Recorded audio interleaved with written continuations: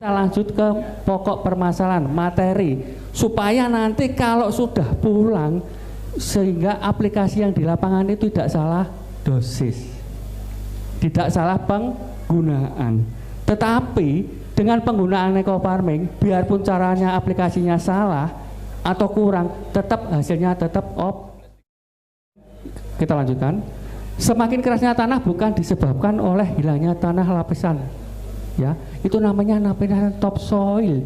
Di Indonesia itu ada 18 karakter tanah, 7 diantaranya tidak ada di dunia.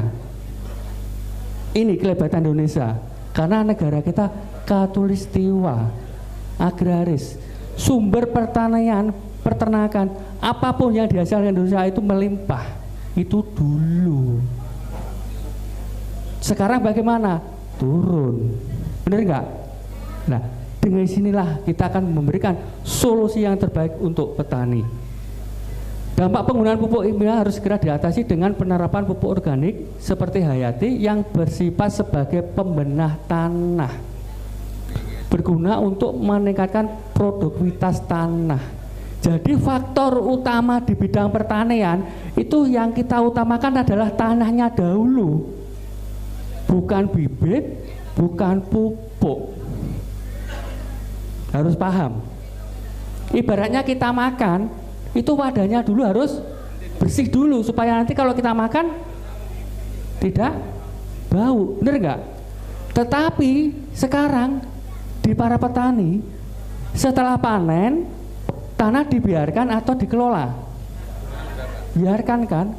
Karena unsur hara itu habis dari hasil panen. Setiap pemanenan itu terkikis terus, sehingga tanah kita tuh lama-kelamaan jadi keras. Itu yang pertama. Yang kedua, dari dampak penggunaan pupuk-pupuk yang ada di lapangan seperti NP dan K. Karena pupuk NP dan K itu terurannya tidak sama. Pupuk N itu terurannya 2 hari, pupuk P itu terurannya 12 hari, dan pupuk K itu terurannya 14 hari. Nggak sama kan? Dari 12 ke 14. Pada saat tanaman vegetatif tumbuh, yang dibutuhkan K nunggu berapa? Ya nggak mungkin. Pada saat tumbuh dibutuhkan P, tumbuhnya berapa? 12 hari, nggak mungkin. Maka di sini harus ada namanya mikroba Azotobacter. Itu adalah bakteri pengurai dan penghantar. Di saat dibutuhkan, kita tidak nunggu yang 14 hari, yang 12 hari. Di saat butuhkan tiga-tiganya langsung landing. Jadi nanti penggunaan eco farming itu kalau sudah digunakan, mikroba itu akan bekerja sesuai dengan porsinya. Hitungan menit dan detik, sehingga 1-3 hari tanaman langsung berubah. Nah, karena apa? Kalau di pertanian, kalau pengen bagus, kadar CN, ya, CN itu karbon nitrogen yang ada dalam tanah itu minimal harus 5%. CN kita itu berapa? Di bawah 1%. Jadi tanah sekarang itu rata-rata 99% Indonesia tanahnya sudah miskin, sehingga hasilnya tidak bisa maksimal. Untuk menaikkan itu harus ada CN, itu namanya karbon nitrogen, itu harus 5%. Kalau di eco-racing namanya oktan, untuk menaikkan oktan. Kalau di pertanian menaikkan CN, yaitu karbon nitrogen. Ya. Kita bedah dulu yang pertama, ini aplikasinya, kita lihat contoh yang di atas, contoh ya, itu kan ada min 5, itu 5 hari sebelum tanam. Ya, ini ada min 5. Tergantung tanamannya apa. Ada padi, ada jagung, ada apa. Kita ngikuti. Ya, ini ada 6. Itu berarti 6 apa? 6 tubuh atau 6 botol. Ya, itu untuk olah lahan. Yang kedua di bawahnya ada jagung, butuhnya 4. Sesuai tanaman apa? Kita lihat. Ya, Aplikasi selanjutnya semprot. Untuk padi minimal 2 minggu sekali. Berarti umur 14 hari, 28, 42 dan seterusnya. Ini semua tabel untuk 1 hektar. Untuk 1 hektar. Kalau hanya kurang dari 1 hektar tinggal dibagi. Nah, berarti butuh 6 tube atau 6 botol. Nah, 6 botol kan untuk 1 hektar untuk olah lahan. Itu 5 hari sebelum tanam. Itu yang paling bagus. Ya, sebentar ya. Sudah tahu ya, paham ya? Selanjutnya ada pertanyaan, Pak, bagaimana kalau saya sudah bajak baru disemprot dengan eco farming? Pertanyaannya apa? Boleh. Paling bagusnya itu setelah panen. Nah, setelah panen itu kalau butuhnya 6, 3 dulu aplikasi, 3 sebelum tanam. Jadi fungsinya ini untuk aplikasi tanah itu untuk mengangkat pupuk-pupuk residu yang ada dalam tanah yang tidak bisa diserap oleh tanaman. Karena sifat pupuk itu majemuk dan non majemuk. Yang majemuk itu bisa diserap, yang non ini berbahaya bagi tanah. Nah, yang kedua, pada saat padi sudah umurnya misalkan 2 minggu ya, 3 minggu atau 1 bulan, kan masih kecil. Bagaimana aplikasi untuk olah lahannya? Nggak mungkin kita akan semprot ke lahan karena tanahnya masih kecil, benar nggak? Caranya begini, sebidang tanah itu airnya yang di dalam airan sawah itu dibuang dulu. Ya, dibuang, lalu ini diaplikasikan dulu ke dalam biang, ya, campur ke dalam air, lalu dikocorkan ke air yang mengalir, yang masuk ke area sawah. Dengan catatan air yang ada di sawah ini dihabiskan dulu, keringkan minimal 1-3 hari. Setelah kering baru dikocorkan, Pak. Nah, di sini tidak ada kata terlambat. Mau tanaman 1 bulan, 2 bulan boleh. Cuma kalau sudah 3 bulan, Pak, saya mau aplikasi ini tanamannya sudah 3 bulan, ya nggak bisa. Karena tanamannya mau panen. Sumber degradasi penyakit itu datanya bukan dari benih, bukan dari yang lainnya, tapi dari struktur tanahnya yang tidak kita olah. Padi itu kan butuhnya 6 ya. Nanti umur 14 hari butuhnya 1. Berarti apa? 1 tube untuk 1 hektar. Caranya gimana?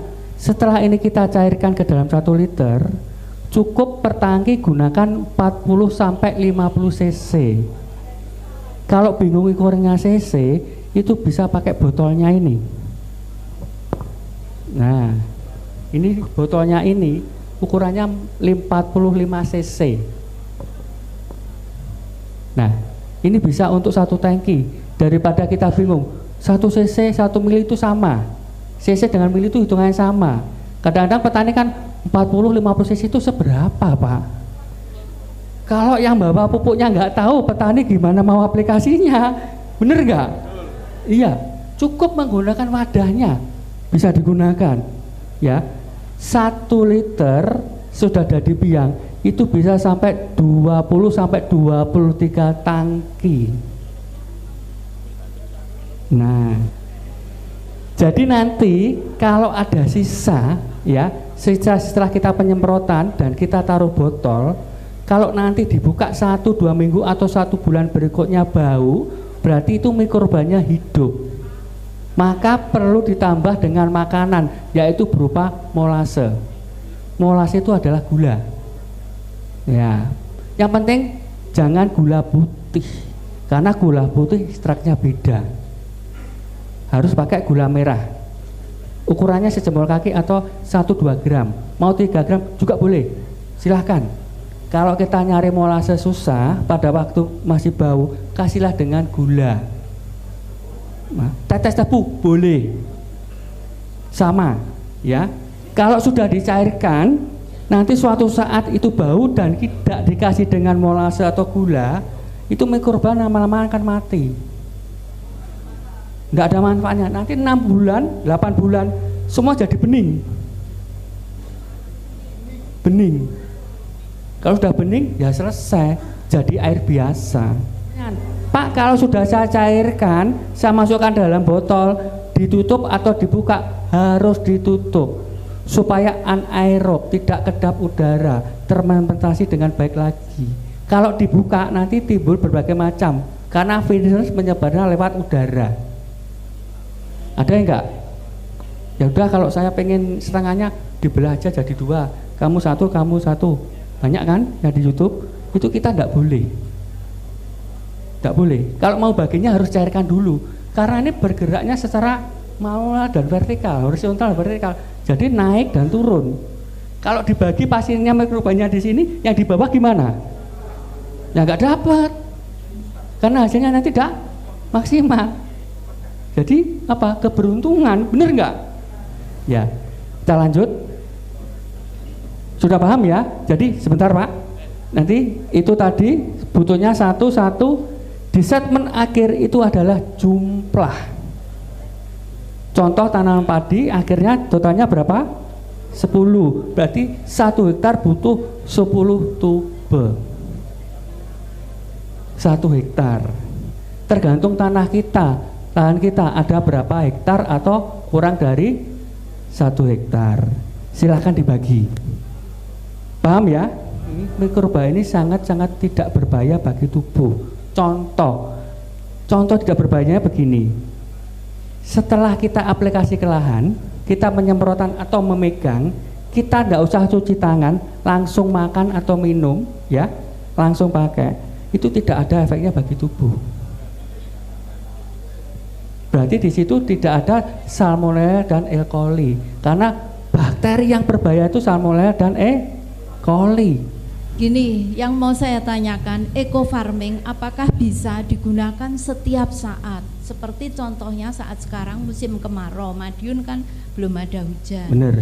Nah, apakah itu siap digunakan dan tidak ada pengaruh negatifnya pada tanaman seperti cengkeh, durian, kopi dan sebagainya seperti itu? Ya, sebetulnya semua sumber kehidupan alam, ya, baik tanaman, baik hewan maupun manusia, itu yang dibutuhkan adalah air.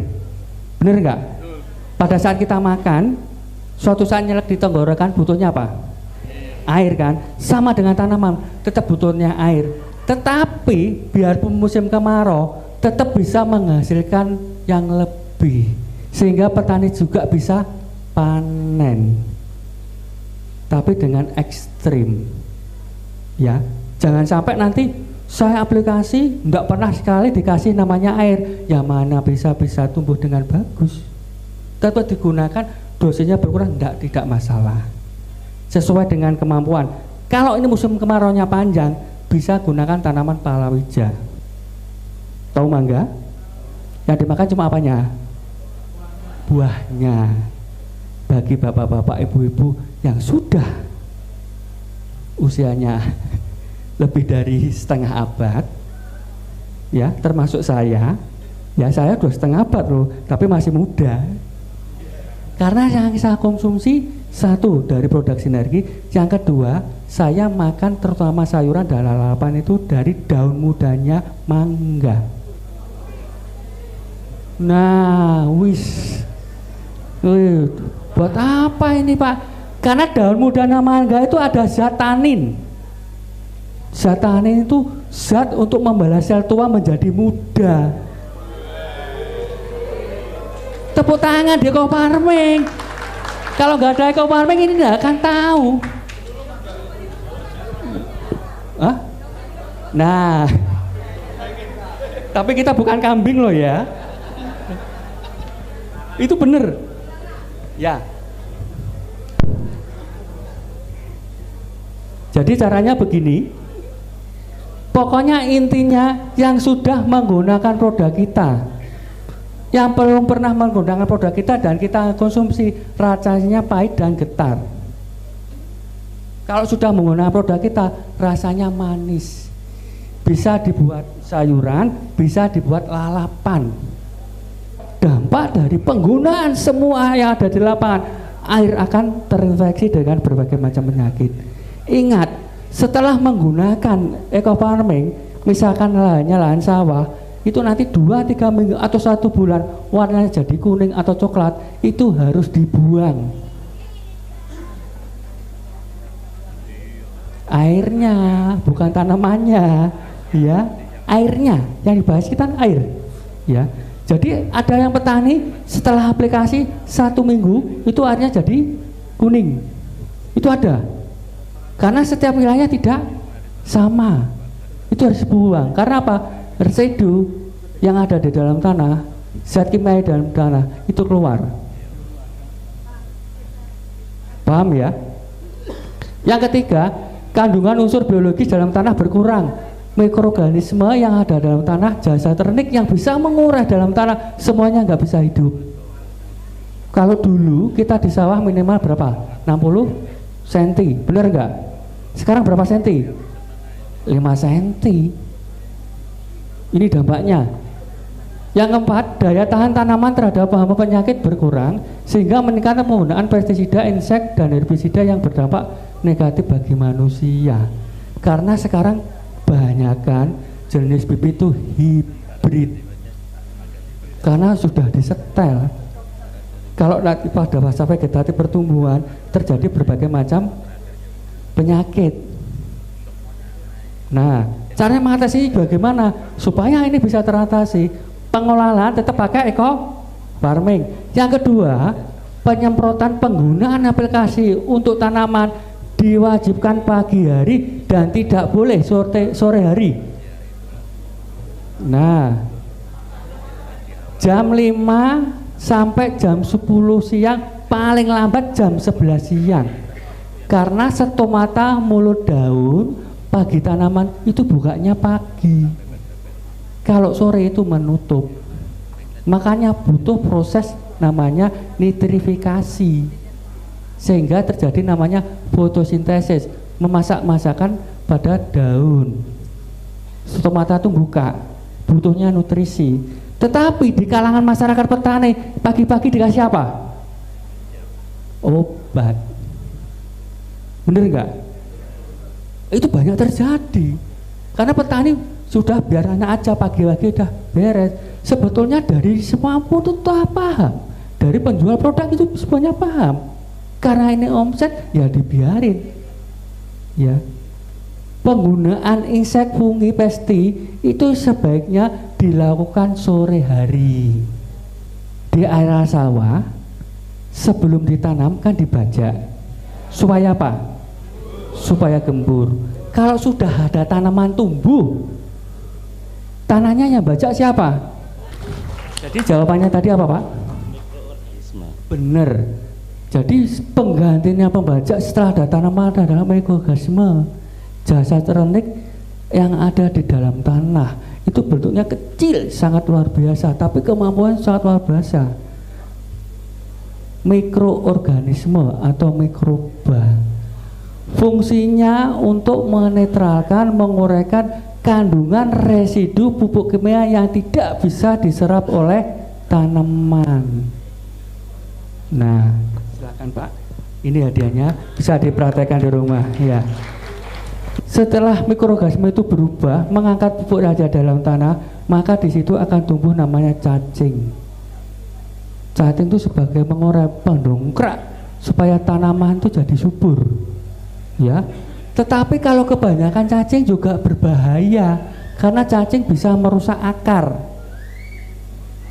ya, terutama bukan akar tunjang tapi akar serabut. Selanjutnya apa yang dibutuhkan? Belut. Tahu belut?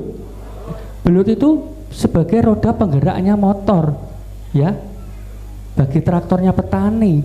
Jadi dia itu membuat lubang.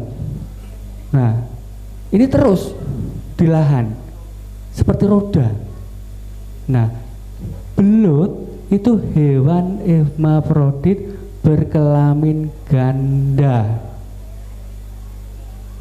Nah, Allah itu sudah berikan yang luar biasa. Sebetulnya di semua agama itu ada. terutama di Al-Quran itu semuanya sudah ada, ya. Dan anehnya belut itu tidak pernah berkelahi, tidak pernah bermusuhan. Iya, karena berkelamin ganda. Saya amati dan kita teliti. Contoh ini belut, pada waktu ini betina, ini pejantan, ini kawin. Ya pejantan langsung jadi betina. Ya itu kuasa ilahi, rahasia Allah, saya juga nggak tahu. Ya, nanti yang betina setelah melahirkan langsung jadi pejantan, otomatis. Karena hewan berkelamin ganda, hermafrodit, dan ini ditujukan untuk penggerak motor pertanian yang ada di dalam tanah. Nah kalau tanah kita tandus, siklus semua nggak bisa hidup, mana bisa kita pertanian kita seimbang, bener nggak? Nah ini tujuannya dari belut. Karena di situ nanti setelah dia tumbuh memberikan lubang-lubang, ya, pada saat air habis atau pemupukan itu kan harus dihabiskan dulu untuk dilakukan apa? Pemupukan kan?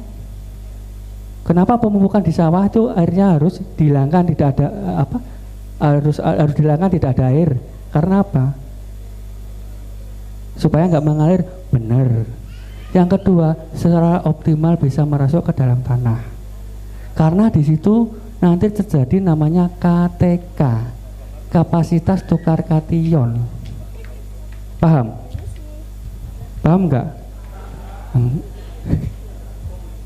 Jadi nanti kalau petani nyebar lahan ke lahan, pupuknya ditebar, pupuknya kan hilang. Itu kalau diamati hilangnya kemana? Kan sudah airnya nggak ada.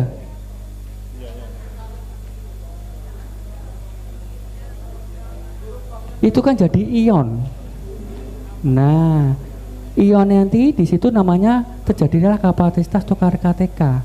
Disitulah mikroba Azoxystrobacter bekerja, sehingga nanti lubang-lubang terjadi di akar-akar. Itu yang dibutuhkan akar.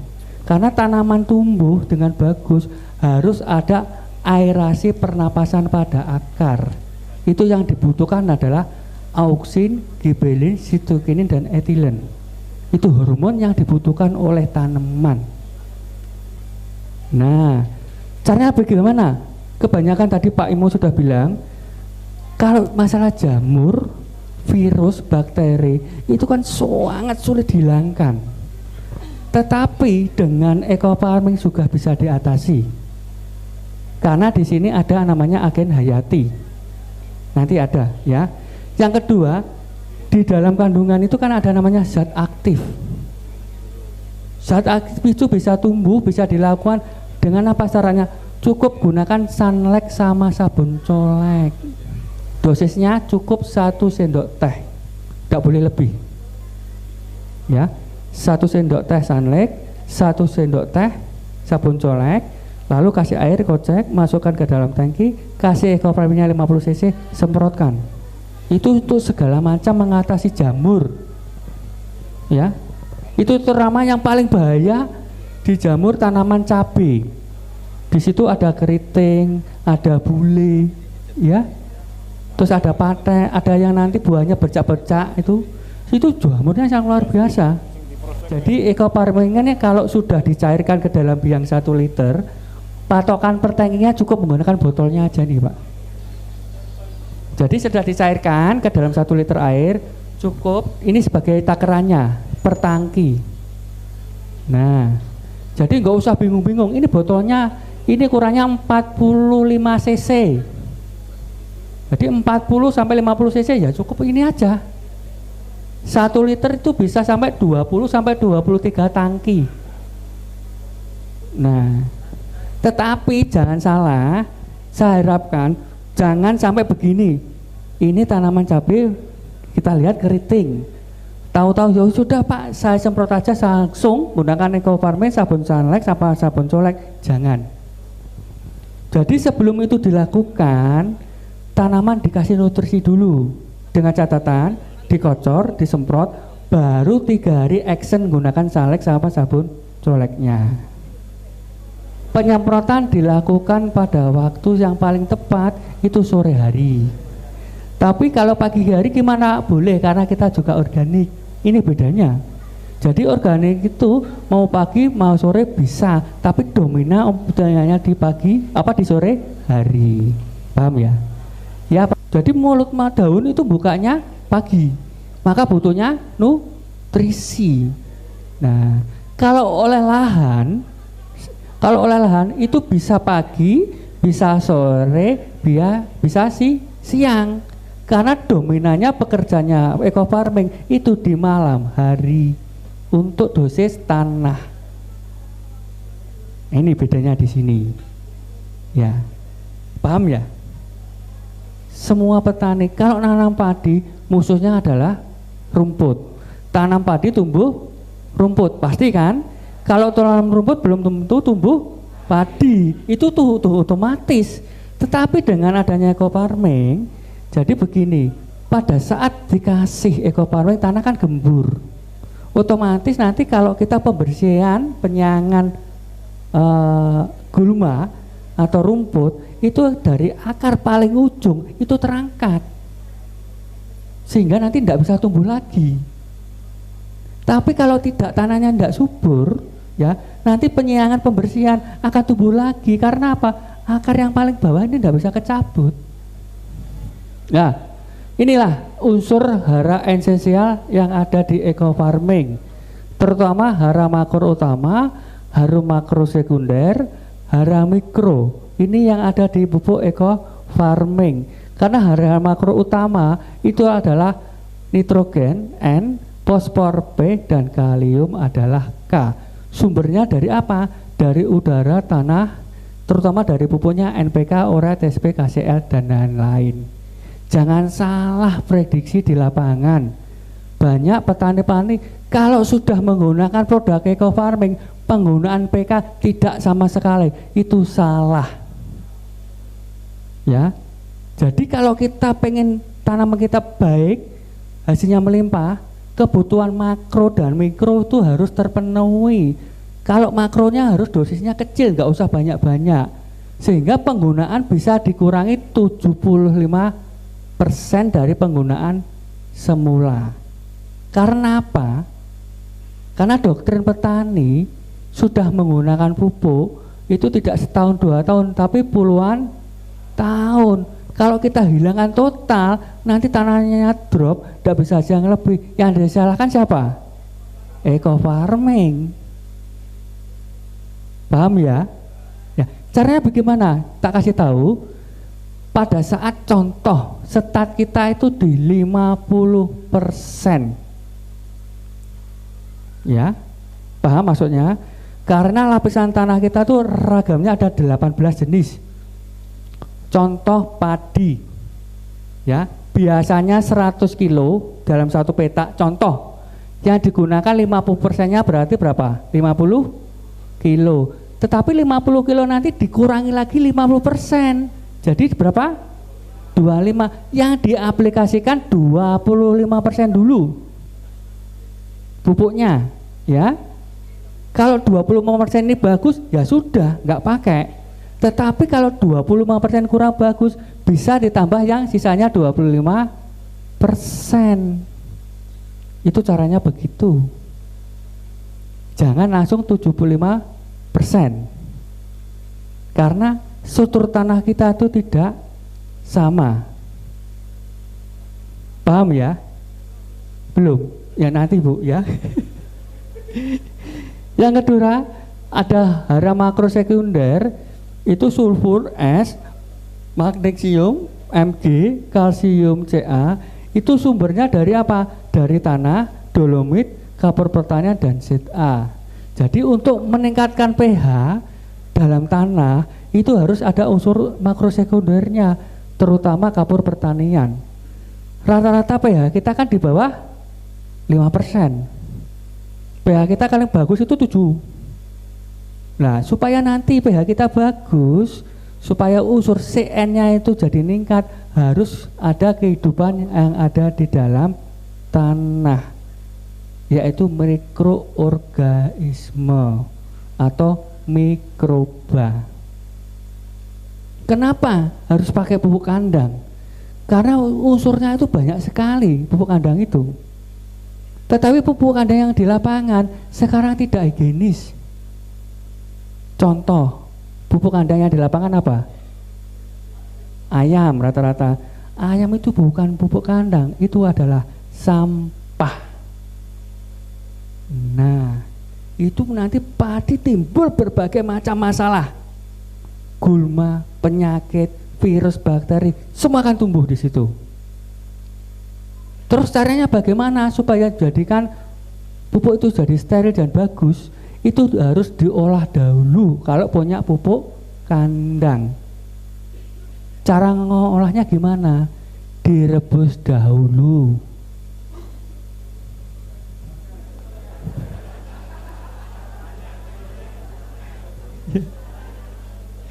Nah, ketawa dulu ya.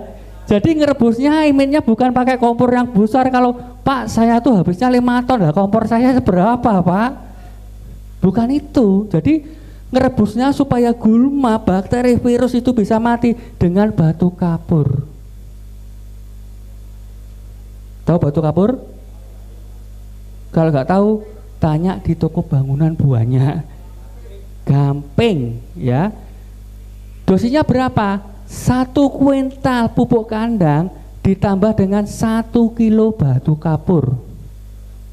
Itu dicampur, difermentasi ya. Minimal itu 1 minggu. Ditutup dulu ya. Biarin 1 minggu. Itu paling cepat. Semakin lama ya semakin bagus.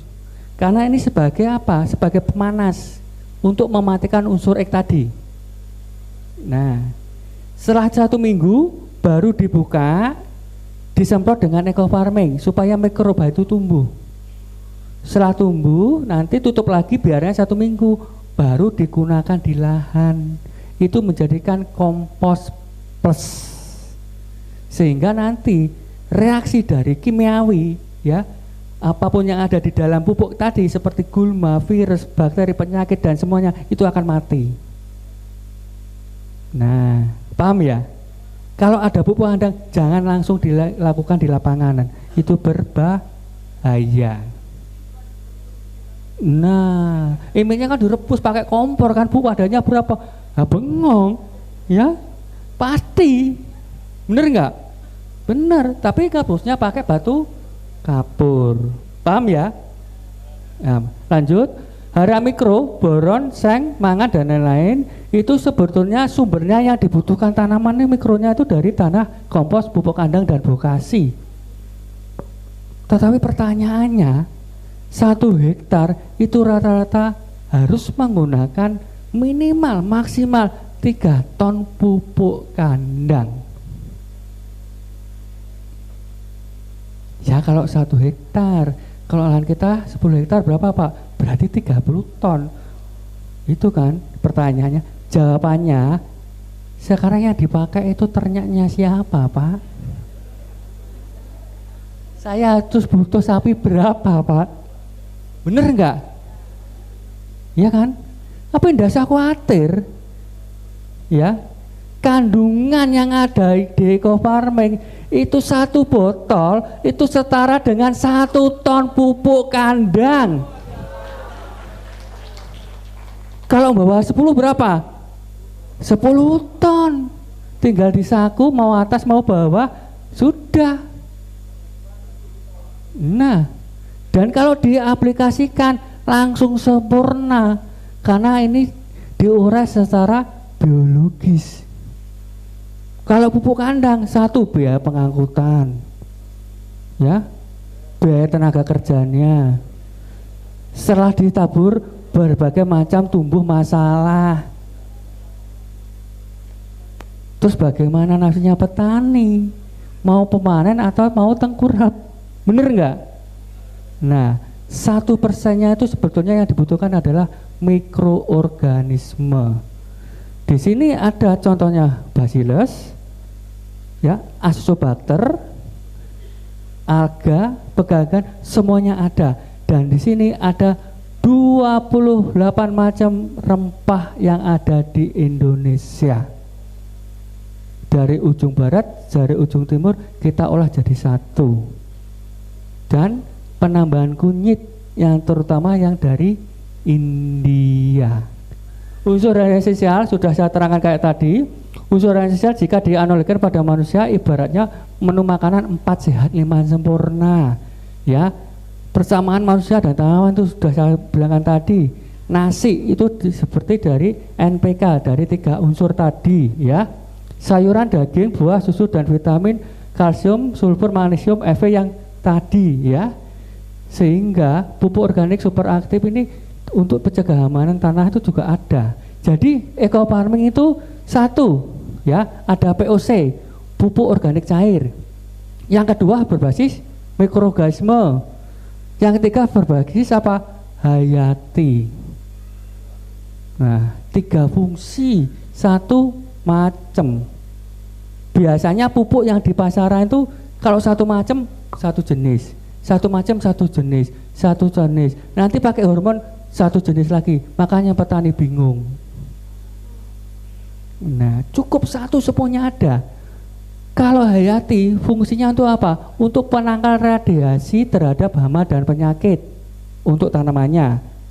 Kalau untuk tanahnya sebagai pengurangan penggunaan NP dan K. Ya, yang kemarin sore-sore juga dapat telepon dari Papua, langsung dari bupatinya. Dan alhamdulillah sekarang satu-satunya Papua baru mengadakan agrowisata pakai jeruk badi eco farming. 3 tahun tanam tidak bisa berbuah. Setelah kita lakukan uji trial dan aplikasi suntik akar, buahnya lebat. Dan kita juga disuruh datang ke sana. Kalau saya datang kemana-mana kan nggak mungkin. Makanya kita butuh saudara, butuh sinergi supaya nanti calon miliarder ini bisa gebur hal pertanian di tanah air kita. Siap? Siap. Kalau petaninya nanti sukses, mau nggak mau petani kaya, yang memberikan informasi pasti kaya. Karena nanti apa? Progres dari sinergi, semua reward akan tembus. Nah, kebutuhan tanaman itu dari udara, air, sinar matahari, unsur hara, makhluk hidup lainnya. Ini kebutuhan saya sangat dominan. Ini harus ada. Misalkan kalau kebutuhan ini kurang, tetap hasilnya tetap optimal, tetap panen. Ya, banyak yang dilakukan di luar Jawa yang kemarin dengan ekstrim yang cuaca panas tinggi, tetap eco farming menghasilkan yang lebih, biarpun kekurangan unsur tanaman ini, unsur haranya ini. Ini faktor dominan. Ya, coba nanti yang sudah punya eco farming, tanam di tanaman di rumah, jangan dikeluarkan, masukkan ke dalam ruangan, cuma kasih lampu aja. Berani enggak? Media tanahnya ada 3, dari batu bata, bangunan, boleh, pasir sama tanah. Aplikasikan untuk uji coba di rumah. Untuk ngetes kandungan pupuk eco farming. Nah, komposisi tanah ideal kita itu udaranya butuhnya cuma 20-30%. Ya, airnya sama 20-30%. Mineralnya 40%-50%.